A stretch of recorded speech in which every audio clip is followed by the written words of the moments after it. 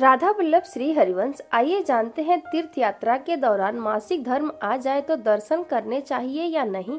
आइए जानते हैं प्रेमानंद महाराज जी ने क्या बताया। आमतौर पर महिलाएं पीरियड के समय पूजा नहीं करती हैं, लेकिन कभी कभी तीर्थ यात्रा के दौरान पीरियड पर वे किसी खास मंदिर में प्रभु के दर्शन से वंचित रह जाती हैं। आइए जानते हैं इस पर प्रेमानंद महाराज जी ने क्या सलाह दी। हिंदू धर्म में पीरियड के दौरान पूजा पाठ और धार्मिक अनुष्ठानों में शामिल होने की मनाही होती है।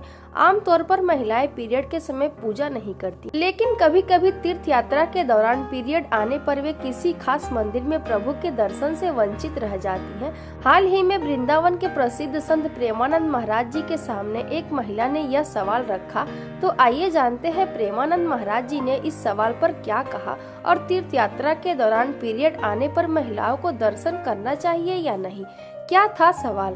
भक्त समागम के दौरान एक महिला प्रेमानंद महाराज जी से पूछा कि बहुत सारी महिलाएं जो धार्मिक यात्रा पर आती हैं और मासिक धर्म हो जाता है, ऐसे में महिलाएं तय नहीं कर पाती हैं कि इतनी मुश्किल से तीर्थ पर पहुंचने के बाद उन्हें क्या करना चाहिए।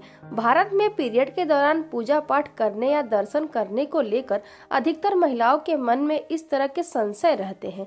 प्रेमानंद महाराज जी ने क्या सलाह दी। इस सवाल पर प्रेमानंद महाराज जी ने कहा कि किसी तीर्थ यात्रा पर दर्शन करने का सौभाग्य तो नहीं छोड़ना चाहिए। महिलाओं में मासिक धर्म एक शारीरिक प्रक्रिया है और यह सभी माताओं बहनों के शरीर में स्वाभाविक रूप से आती है। किसी तीर्थ पर जाना सरल नहीं होता है। लोग पैसा लगाकर और शारीरिक कष्ट उठाकर तीर्थ पर पहुंचते हैं। ऐसे में दर्शन लाभ नहीं छोड़ना चाहिए। प्रेमानंद महाराज जी के अनुसार क्या करें। प्रेमानंद महाराज जी ने बताया कि ऐसी स्थिति आने पर स्नान करें और भगवत प्रसादी चंदन लगाकर भगवान दर्शन कर लेना चाहिए। हालांकि दर्शन दूर से ही करना चाहिए और किसी प्रकार की सेवा या सामग्री नहीं चढ़ाना चाहिए और स्पर्श भी नहीं करना चाहिए।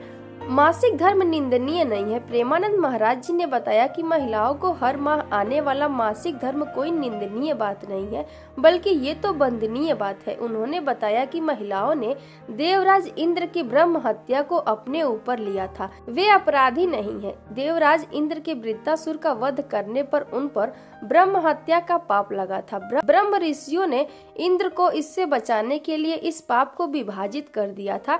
इसका पहला भाग नदी को दिया, जो नदियों पर फेन बुदबुदा के रूप में बाहर आते हैं। दूसरा भाग वृक्षों को दिया गया और यह पेड़ों पर गोंद के रूप में होता है। तीसरा भाग भूमि को दिया गया, जो बंजर भूमि के रूप में होता है, और चौथा भाग माताओं बहनों को दिया, जो मासिक धर्म के रूप में होता है।